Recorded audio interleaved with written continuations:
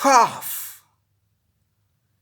Exam hall में question paper को देख के हो सकता है अपनी महबूब या महबूबा के बिना जिंदगी बिताने की ख्याल से भी खौफ हो सकता है, या फिर आत्माओं से टकराने पे भी हो सकता है खौफ।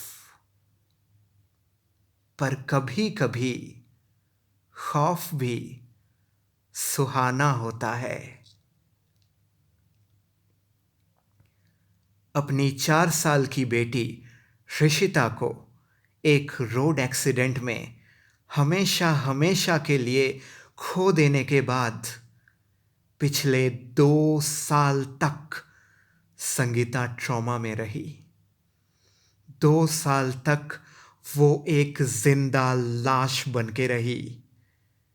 पर कभी कभी वो अपनी पति राजेश को बोलती, ऋषिता को स्कूल से लाने हैं। कभी देर रात तक मन ही मन वो ऋषिता के साथ खेलती, उससे बातें करती। पर एक बात तो है, राजेश की कड़ी मेहनत, उसका प्यार और साथ पाकर धीरे धीरे संगीता की हालत सुधरी।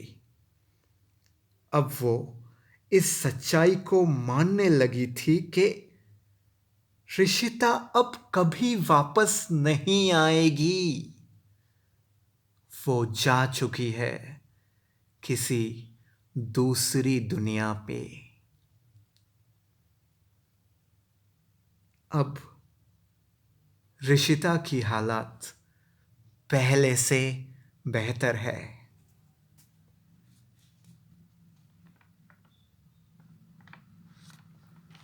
अब काफी कुछ बदलने लगा था। सब कुछ शायद ऋषिता के बिना ही सही, पर पहले जैसा होने लगा था। पर जैसे जैसे संगीता नॉर्मल होती गई, उसे याद आ गई सारी बातें। वो अतीत के सारे कहानियां, वो इंसिडेंट, वो रोड एक्सीडेंट। अरे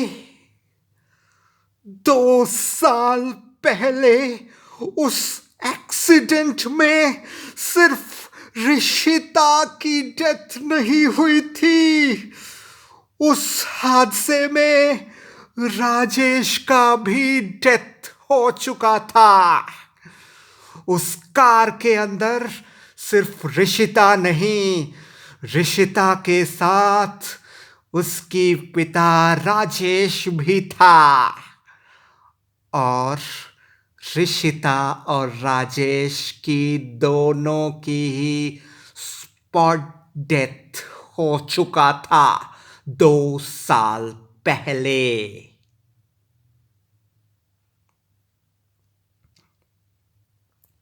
आपको क्या लगता है, संगीता को एक नॉर्मल लाइफ देने के लिए और एक सही लाइफ की तरफ ले जाने के लिए पिछले 2 साल तक राजेश का आत्मा संगीता के साथ था?